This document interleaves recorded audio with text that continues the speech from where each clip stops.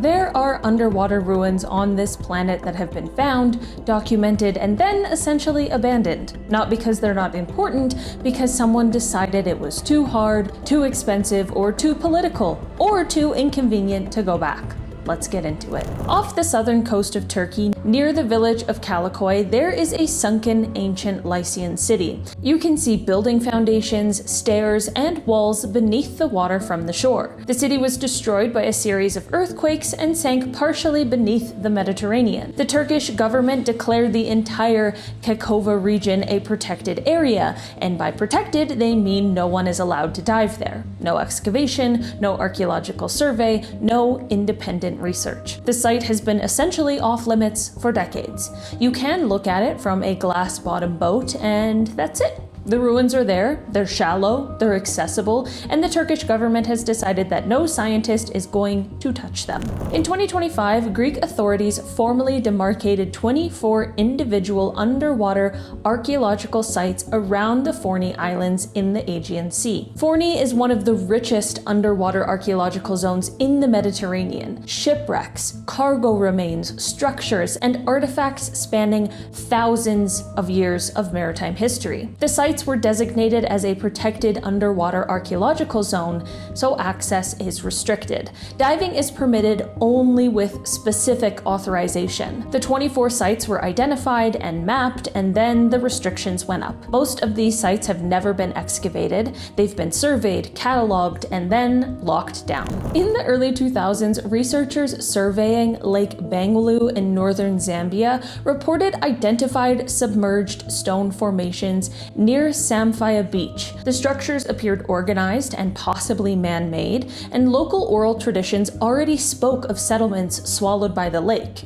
But Zambia has no dedicated underwater archaeology program and little funding for an expedition of this scale. The structures were reported, and then almost nothing happened. No formal excavation was conducted, no international team arrived. The site remains beneath the water in a remote region with poor infrastructure and almost no research funding. It is not that scientists proved the structures were natural. It's not even that they refused to investigate. It's just that nobody is willing to pay for the investigation. A potentially unknown settlement may be sitting beneath a lake in Zambia, and the scientific community's response was to document it and move on. Sometimes the most effective way to bury a discovery is simply not to show up. There is an underwater site off the coast of Puerto Rico that covers approximately 2 square kilometers. It includes structures resembling pyramids, roads, and large blocks. Some researchers have suggested it could be a 6,000-year-old submerged settlement. The site has been documented by divers and discussed in archaeological circles, but a comprehensive institution-funded scientific excavation has never been conducted. Mainstream archaeology has largely dismissed the structures as natural geological formations without conducting the formal study that would confirm or refute that conclusion. The site is there, the structures are documented, and the scientific community's response has been to declare them natural without actually going down and checking, which is either the correct assessment or the most convenient way to avoid dealing with something that doesn't fit the timeline. I don't know, maybe we should look. Just an idea. Everyone knows about Heraklion, the sunken Egyptian city discovered by Frank Gaudio. Almost nobody knows about Canopus.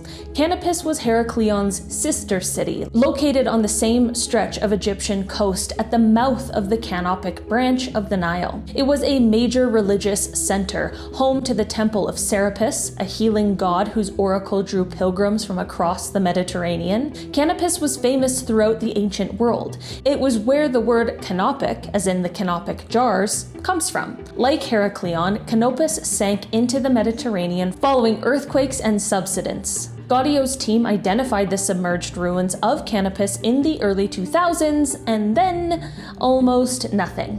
While Heraklion received years of excavation and media attention, Canopus was largely left alone. The site sits at similar depths, it contains temples, statues, and artifacts, but the focus, the funding, and the permits all went to Heraklion. Canopus was identified, mapped, and then effectively shelved. An entire ancient Egyptian religious center, the origin of the word Canopus, sitting underwater, and the one team with access decided to dig next door instead. Sometimes the most overlooked discovery is the one right next to the famous one. In the Wadden Sea off northern Germany, there is a legend of a lost medieval city.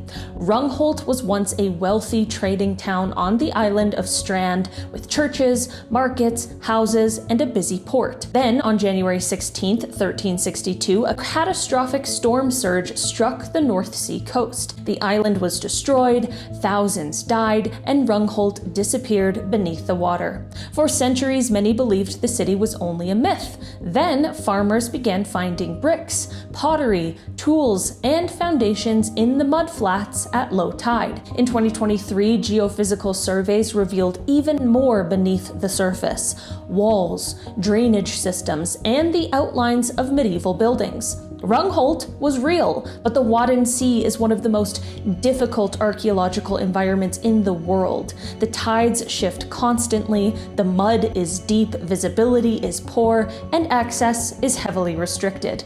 No comprehensive excavation has ever been carried out, but it is a medieval city swallowed by the sea more than 600 years ago, and it's just still sitting beneath the mudflats of northern Germany. Off the coast of Baiae, near Naples, there is an entire Roman resort city sitting beneath the Bay of Naples.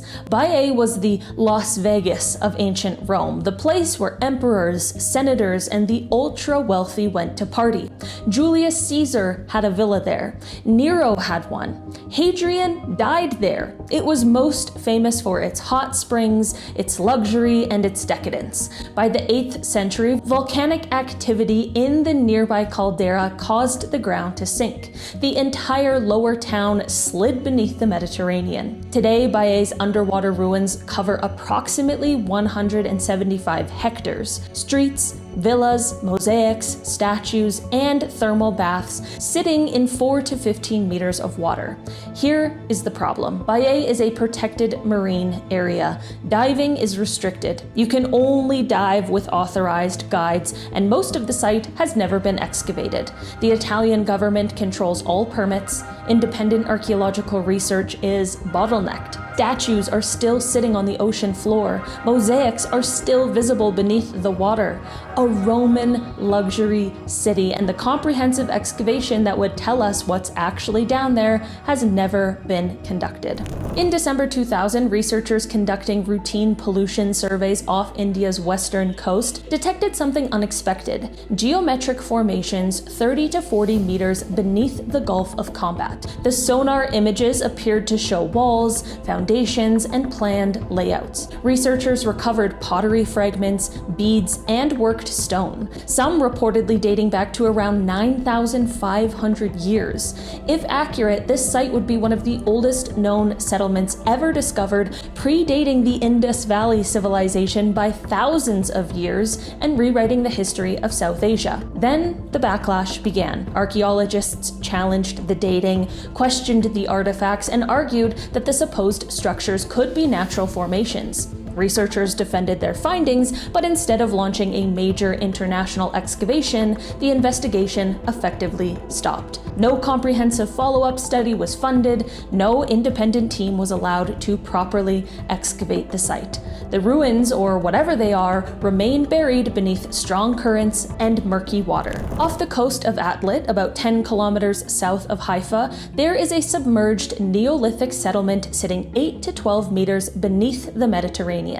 Atlit Yam was discovered in 1984. It dates to approximately 6,900 to 6,300 BCE. That makes it roughly 9,000 years old. The site contains something genuinely extraordinary: a stone well, one of the earliest known water wells in human history. There are rectangular house foundations, stone structures, and human remains. The people who lived at Atlit Yam were part of the transition from hunter-gatherer to agricultural societies, one of the most important periods in human prehistory. The site has been partially surveyed, but it has never been comprehensively excavated. The reasons are a combination of funding, coastal conditions, and the fact that it sits in an active maritime zone.